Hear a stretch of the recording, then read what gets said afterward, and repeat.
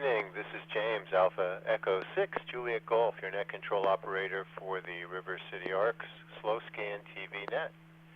This net serves for training and practice in image transmission modes and meets Wednesday nights at 9 p.m. on the N6NA repeater, usually on 441.30 megahertz, but we've had to move to our regular 2-meter VHF repeater. 145.250. River City ARCS members and all licensed radio amateurs are welcome to join us. If you wish to join the net or need to make a call at any time, please announce your call sign between transmissions and net control will acknowledge you. If an emergency should arise and you need the repeater, please contact net control by saying break, break. A double break signifies emergency traffic. The net will stand by for you until the emergency is terminated or the traffic is moved to another frequency. Stations who wish to check in are asked to respond with their full call sign using the recognized ITU phonetic alphabet and their name. I'll recognize each station before continuing. Any station who wishes to check into the net, please come now. Kilo 6, Alpha Victor Bravo, Jacob in Auburn. November 6, Papa Golf Quebec, Bob in Northwest Roseville. Good evening, everyone. Alpha India 6, Delta Golf, Joel in Florin.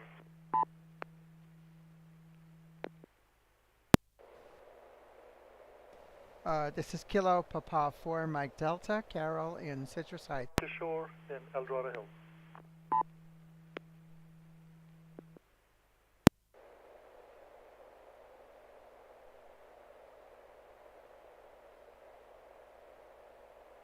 All right, we had a double when Kishore came in, and so we'll go back over again. Let me start back with Jacob. Jacob, you cut off the beginning of your call sign. Can you repeat it, please?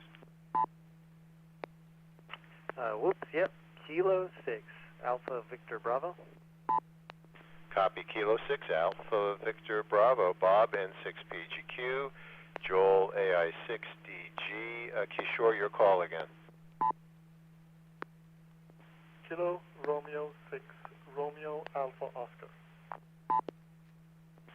KR6RAO, and then there was a double. I don't know if that was Anders or not. Others who want to join us, come again.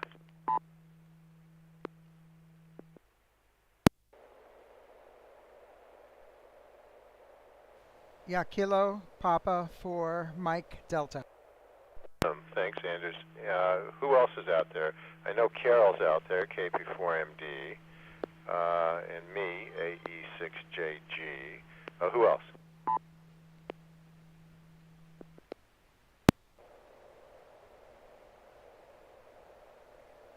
All right, well, we're going to be testing this repeater to see how well it works. And Jacob, you're up first. Are you ready to send an image? Yes, I am. I have something prepared here, and I will be sending PD-120.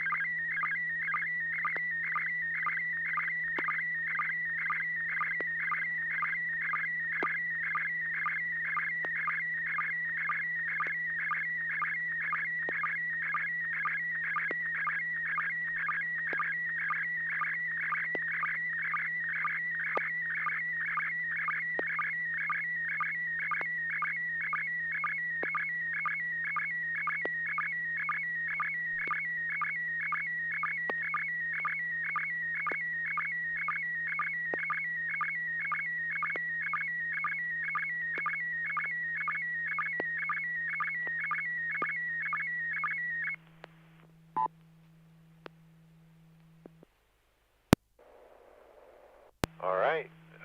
It works. Okay. Who wants to comment first? Let's go to Bob in Northmost Roseville, N6PGQ. Well, good evening, everyone. Picture came through really well. I have a problem occasionally with the picture being skewed a little bit, and this one was on my reception. Good picture of a pair of radios. One on the left is set to the River City ARC's frequencies, a 2-meter radio, and the one on the right is an HF radio. Probably an ICOM 7300, but I'm not real familiar with them, but it kind of looks like it. Sitting on a desk with 2 microphones and a yellow pen. The desk has some, as has been mentioned, some moire shapes in it. I don't know if the desk has a pattern in it or if it's just the way my radio received it. Very few pixel pops, mostly noticeable in the black around K6 AVB and 6 PGQ.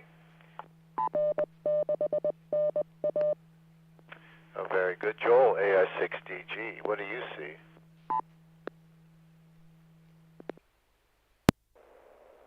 As stated, 2 radios. I would guess, say, a 9700 on the left and a 7300 on the right, but that could be wildly off. I don't think it's a moire pattern. I think it's a ghosting from acoustical coupling. You'll notice that it follows the pattern of what's to its left, more or less. Or is it the right? Wow, in some places it's to the left, in some places it's to the right. In either case, excellent reception for that, whether it's directly coupled or acoustically coupled. It's a little fuzzy, so I'm not sure if that's the original or due to the acoustical coupling. Back to net, the I6DG. Thanks, Joel. Well, Jacob, really good image for acoustic coupling. Tell us about it.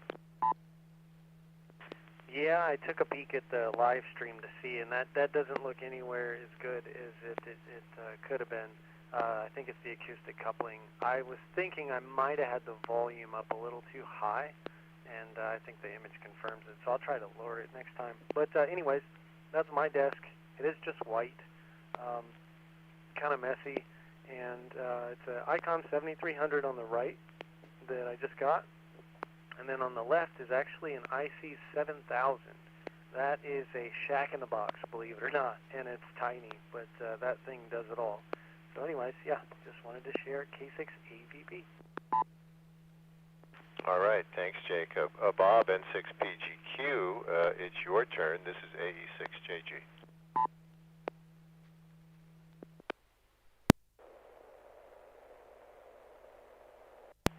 Okay, well, if I can get the computer to sit still, this is going to be PD120 in 6 PGQ.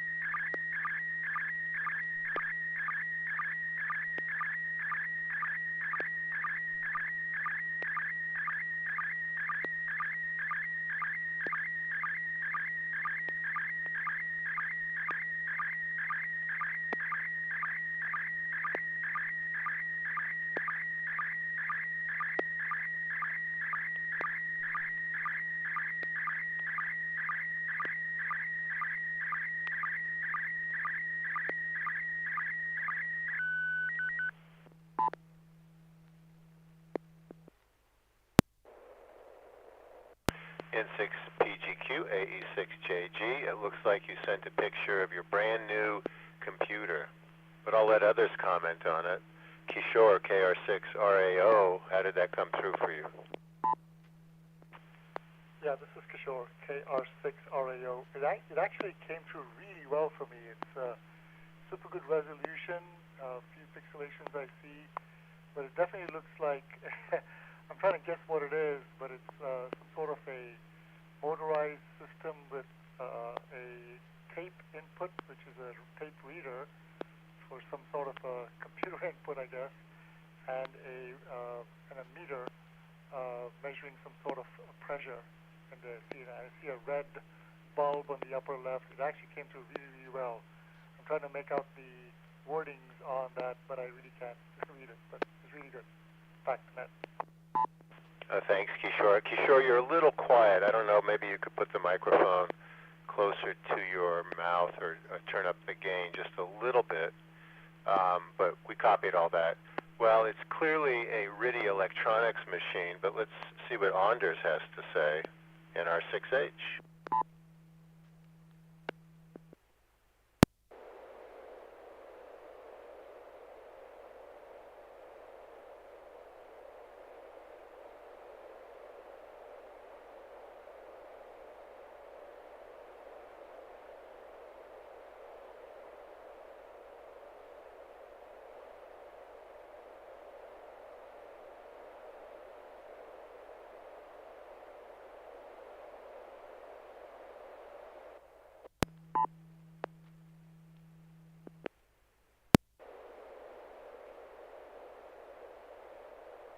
Thanks, Anders. We lost a little bit of your transmission, like a packet dropped out or something, but we caught most of what you said, I think.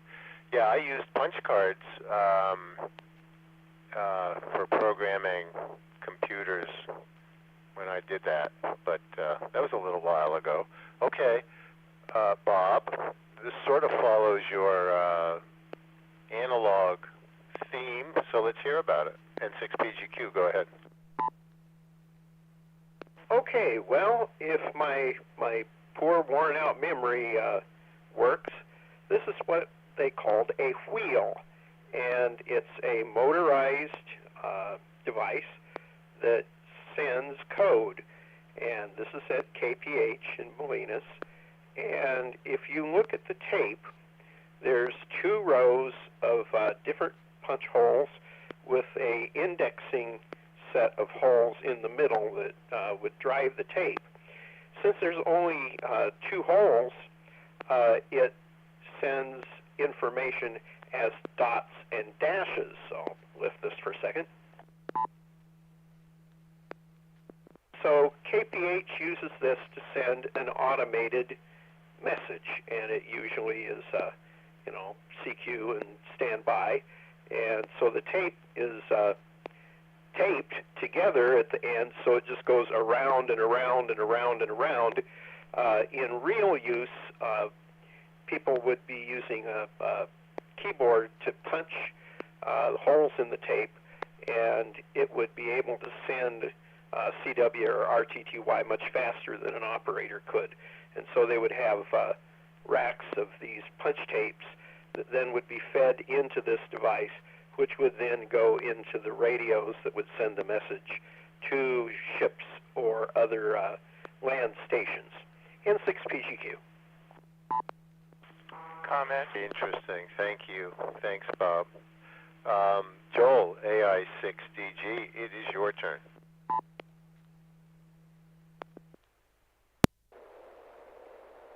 There was a comment in there for, I don't know if you guys doubled or not. Input.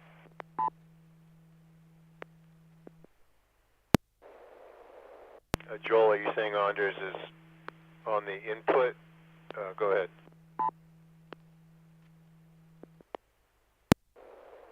Well, a few transmissions ago, you made it sound like you heard Anders talking. I did not hear him talking. And I guess it would be output, not input. Copy. Anders, maybe you're not on the repeater.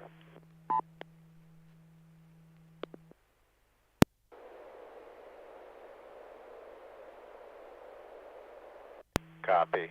All right. Okay, Joel, you ready to go?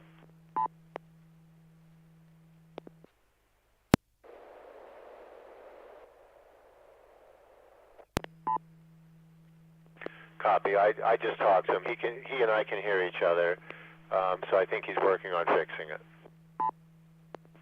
NR6H, test. I can hear you.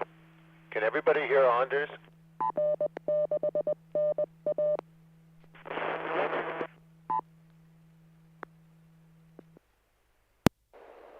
KB4MD, did you hear NR6H?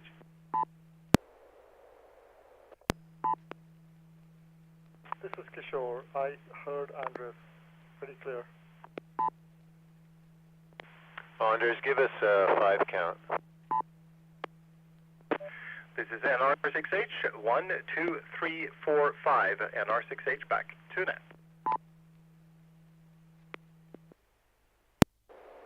Copy. Thanks, Anders. I can hear you. Joel, did you hear Anders? Roger, Roger. Yes, I did. And tell me if I have a tone. You have tone. So I'm going to transmit it for about 5 seconds and make sure it sounds right, and then come back and verify it sounded right, and then start over again. This is PD 120.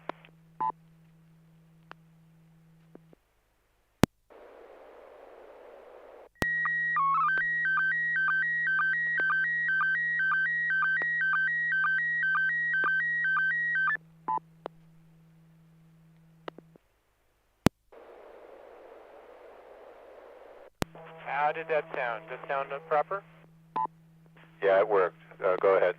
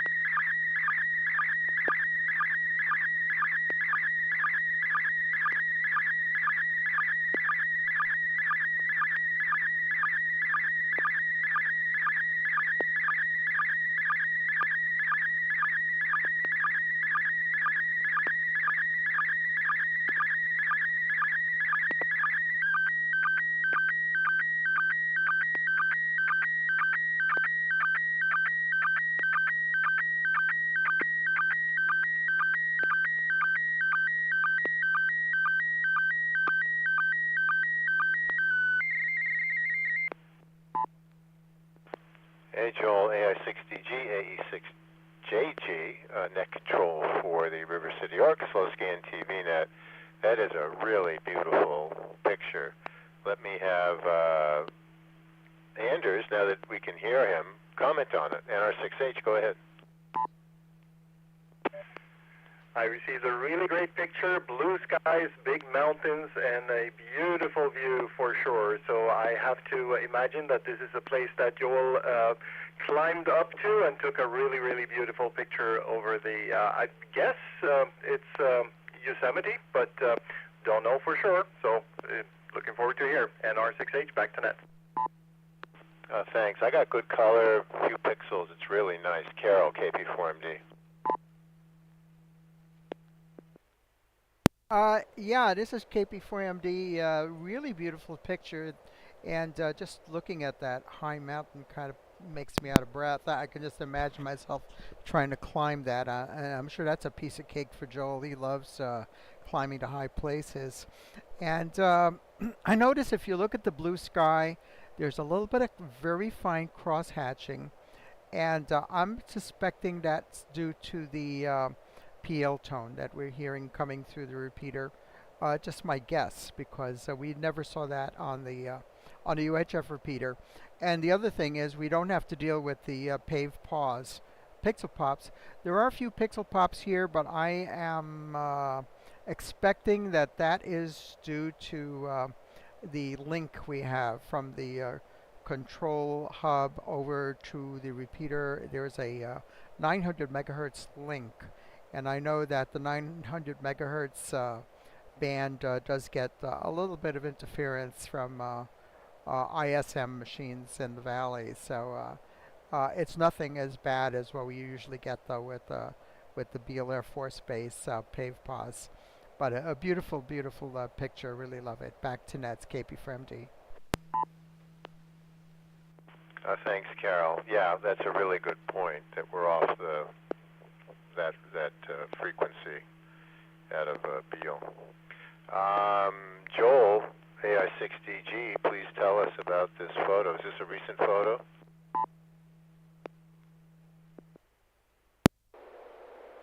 Yeah, I had last week off, and I was planning on spending time in Yosemite. I was planning on doing it kind of in the early or middle part of the week, but the weather didn't cooperate, so I just postponed it a bit. And finally, it looked like there was going to be a good opening hole on Saturday, Sunday, Monday. So I went down there and had a couple of days of excellent hiking on, I keep wanting to say Saturday and Sunday, but I think it was actually Sunday and Monday. Everything's offset since we had Monday off, since that was new. Wait a minute, Saturday? I'm getting confused. Which day? Yeah, New Year's Eve. Yeah, it was Sunday, Monday, not Saturday, Sunday. This was on Monday, which was a perfect day. Sunday was overcast, but still excellent. No rain, just absolutely freezing though down in the valley. I think it was actually colder in the Yosemite Valley than it was higher up. The little temperature inversion. Definitely had trouble keeping warm in my sleeping bag. At one point, I had pants, thermal underwear, 3 jackets on inside a sleeping bag, and I was still cold.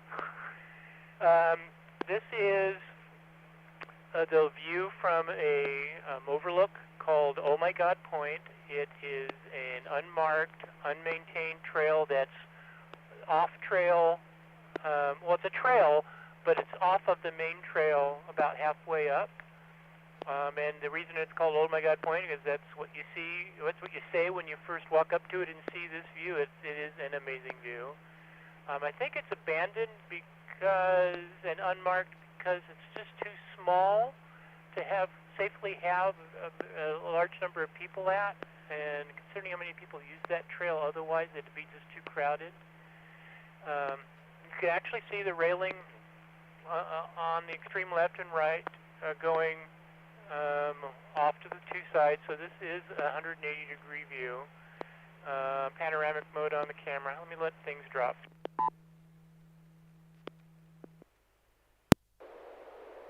The high point is a little bit to left of center is a point called Yosemite Point. If you follow that cliff face down, there's a notch, and that's the top of Yosemite Falls.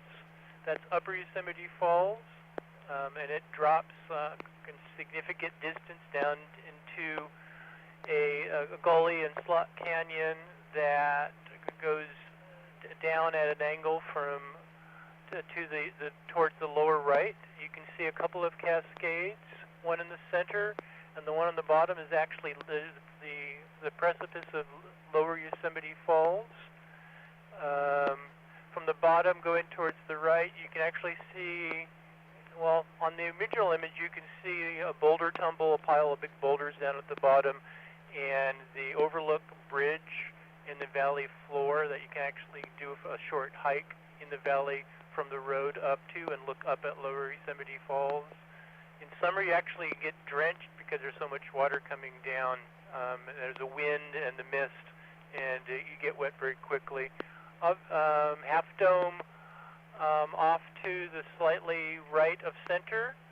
Glacier Point is the next big one, and Sentinel Dome to the right of that, and in the background you've got, I think that's Mount Starking. Great trip, amazing number of people. I did not expect it to be as crowded as it was, but I guess because it's a holiday weekend, and good weather with not snow and ice everywhere, that everyone decided to come to Yosemite. I actually made it to the top of Upper Yosemite Falls off to the left. There's a nice overlook, a railing up there. I think it's like 4 miles up, 4 miles back down. Took me about 8 hours to get up and 4 hours to come back down. Miserable hike down in the dark. But I made it down and then made it home that night.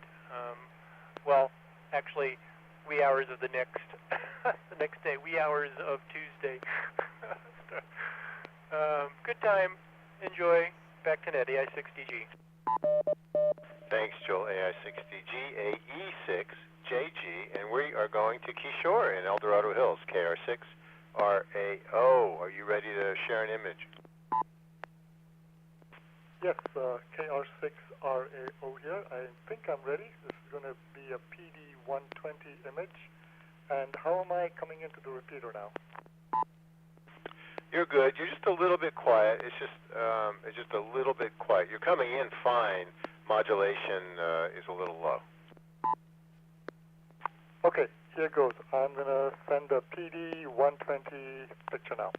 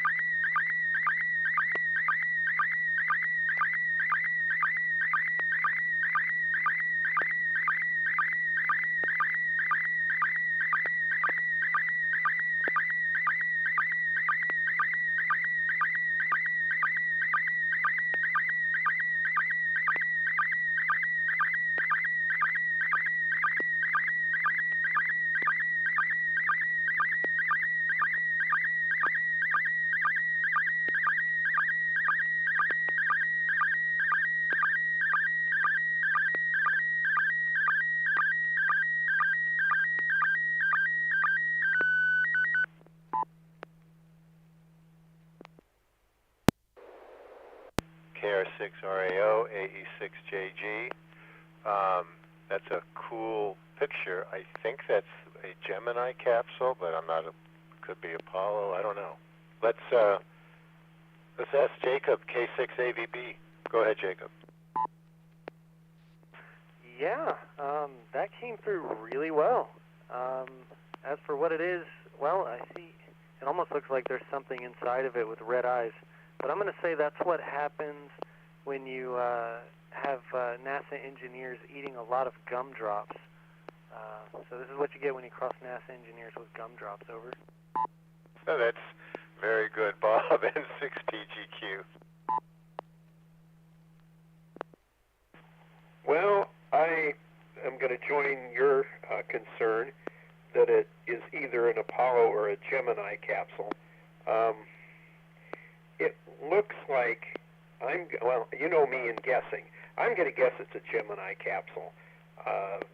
Probably has the mounting docking station on the top so that they could practice doing docking maneuvers. So that's my guess. Not very many pixel pops and a nice picture. I'm going to be interested to find out which one it is. N6PGQ. Thanks, Bob. AE6JG Kishore KR6RAO. Tell us about this. Yeah, KR6RAO here. You guys are pretty close. It is actually the Apollo 14 command module, which is on site at the Kennedy Space Center, a picture I took. This is the actual module, and I was interested more in how they communicated back to Earth and learning about the S-band communications and FM modulation. It was pretty cool to understand how their transmitters are set up. But this is the command module of Apollo 14, and I love the gumdrops analogy. That's great. Back to that. Thanks, Kishore. Great photo. Okay, there's three of us left. Anders, NR6H, now that you are not on the output, you're on the input and the output now. It's your turn. Well, at least I'm trying. Thanks for noticing before. I am on a radio that I'm not very used to, so I will need a few seconds to get my picture queued up here. So bear with me. Stand by. This will be PD120 when it comes here in a few seconds.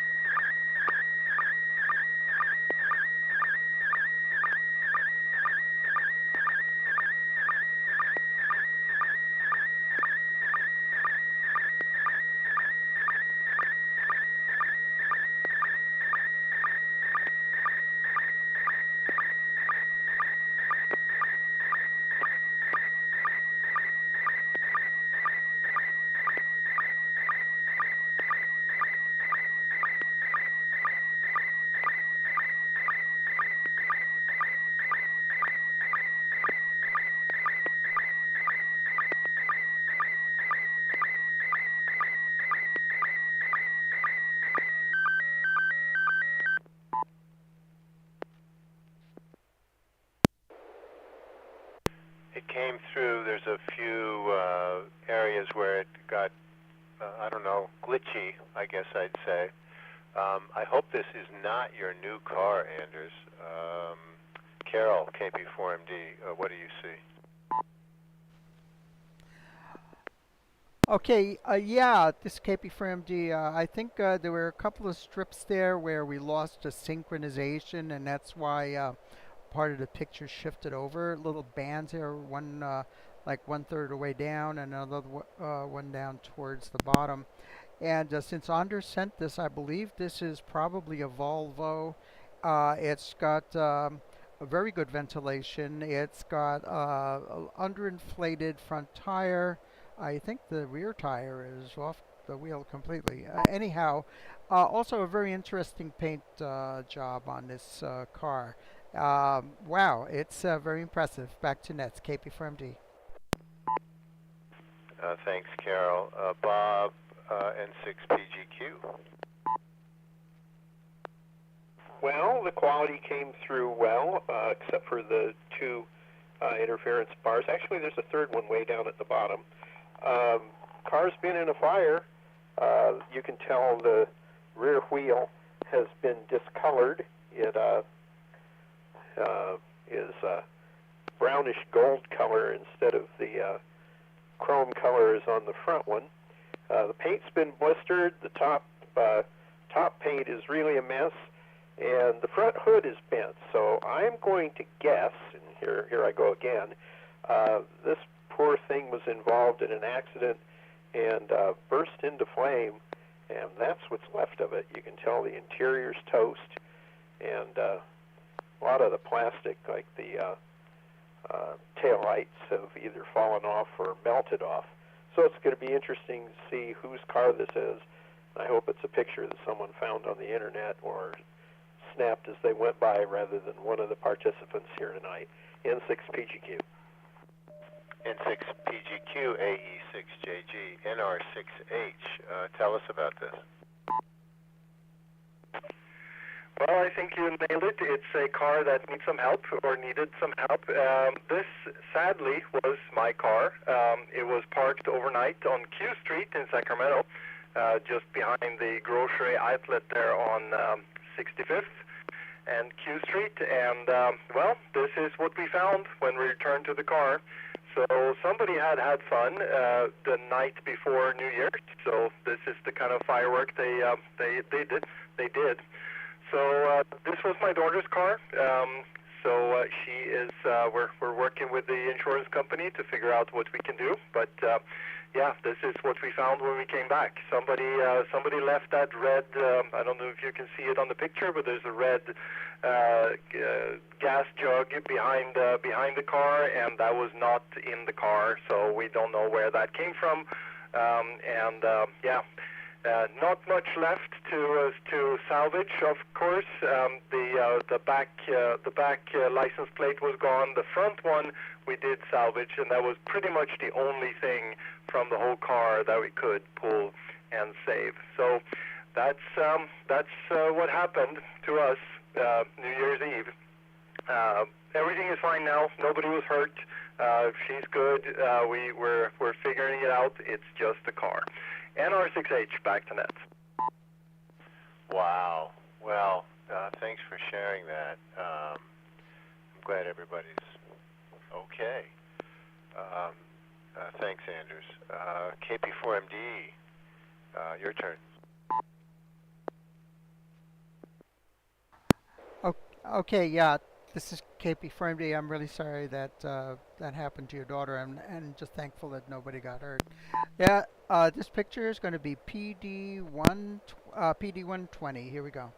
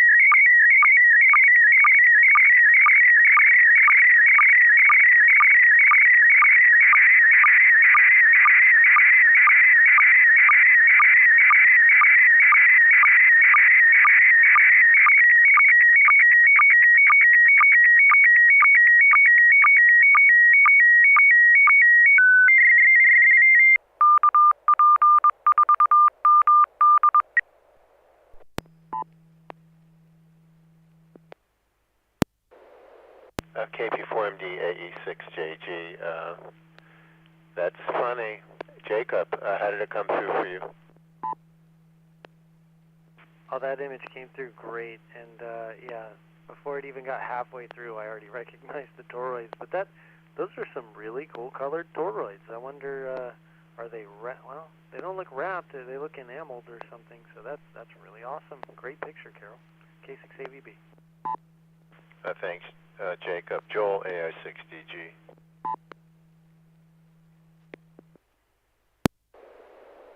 Five toroids tapping. Oh, rings. I guess it's supposed to be rings in the song. So you've got rings in a ring. 5 toroids in a ring.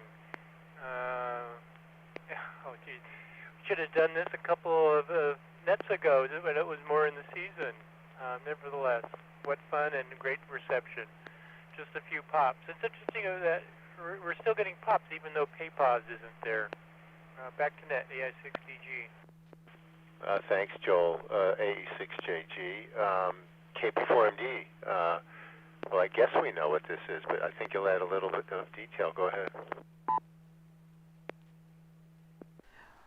Yeah, okay. It's 5 toroid cores, and these are actually painted yellow. It's natural for this type of mix. It's a yellow colored. And it's still in the season actually because let me see. Today's the 3rd, which is the 9th day of Christmas, counting the traditional way, where Christmas is day 1, and the 12th day of Christmas will be the 6th. So we're still in the season for this. So enjoy. Back to nets. KP4MD. Thanks, Carol. Okay, I have an image I'm going to share, and it'll be PD 120.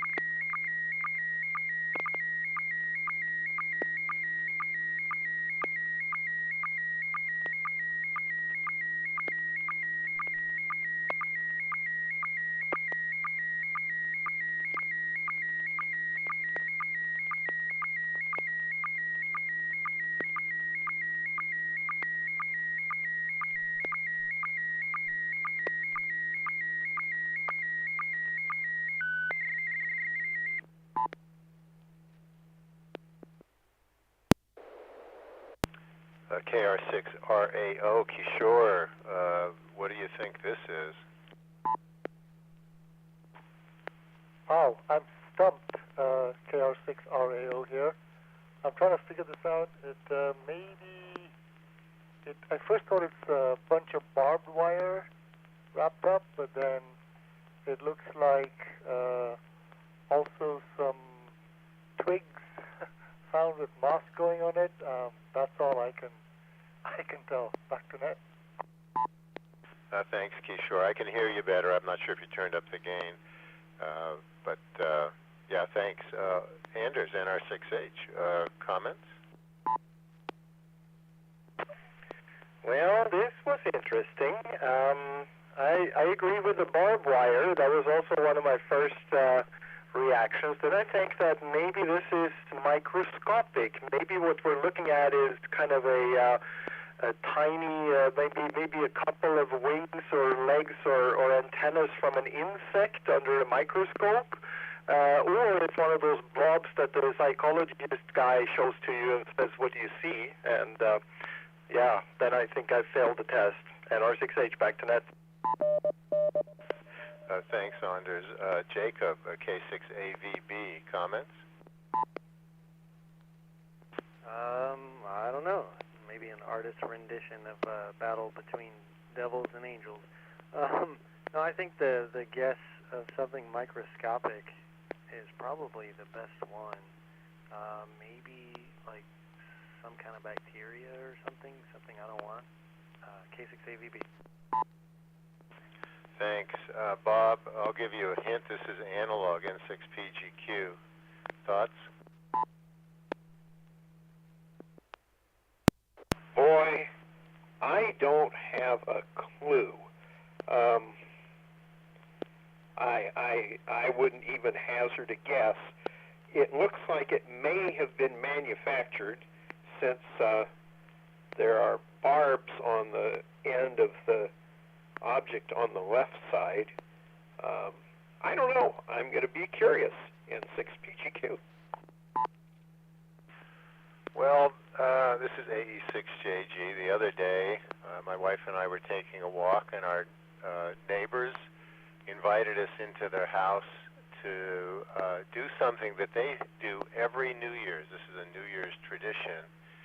And what you do is you melt down some lead. In this case, it was a lead weight for fishing using a small blowtorch, and then you pour the melted lead, which is in a ladle, into a bucket of water. And the shape can then be used to tell your fortune for the rest of the year. It's called mollydomancy. I'll send a link out so you guys can see. There's a Wikipedia link on it. And it's used in different cultures: Finland, Germany, Austria, Switzerland, Turkey, and also used in Jewish folk medicine. And this was my drop. So then you take it out of the water, and I took a picture for tonight. So, and actually one of the neighbors is watching on YouTube, which is great. Lexi is watching on YouTube tonight. Okay, any comments or questions about that? His N6PGQ, approximately how much lead was used to make your object, and did it immediately cool when it hit the water? Because you have to be real careful about getting water into lead, but lead into water probably would be okay. So I'd be interested more in the process in 6PGQ. It was, I guess, a half-inch sinker. It had the number 4 on it, so I don't know how much it weighed. So maybe about a half-inch in diameter, I'm guessing. In terms of the overall size, once it gets separated in the water, the picture I took there is an 8.5 by 11 piece of paper, so you can kind of see how it's spread out. But every drop is completely different. It's really interesting. Any other questions? Go ahead, Carol. Yeah, what I guessed was very close to what it actually was, because the first thing that I imagined when I saw this is it looked really much like when I drop hot solder on the floor accidentally while I'm doing some soldering. It forms these kinds of patterns, and since that's primarily lead, that would have been really, really close to what it really was. Over. Absolutely. That's a great Yes, that's exactly what's happening. I mean, you're just basically, in this case, dropping molten lead into water, and soldering is almost exactly the same thing, except usually not so much lead. Yeah, excellent, excellent. Any other comments before I close the net?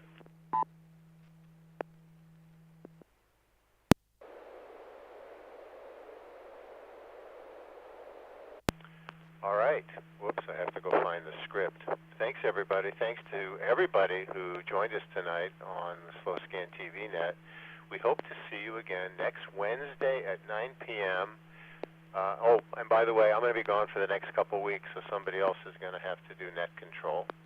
The net is officially closed at 9:55 p.m. Pacific Time. This is James, Alpha Echo 6, Juliet Golf, wishing all of you a good evening.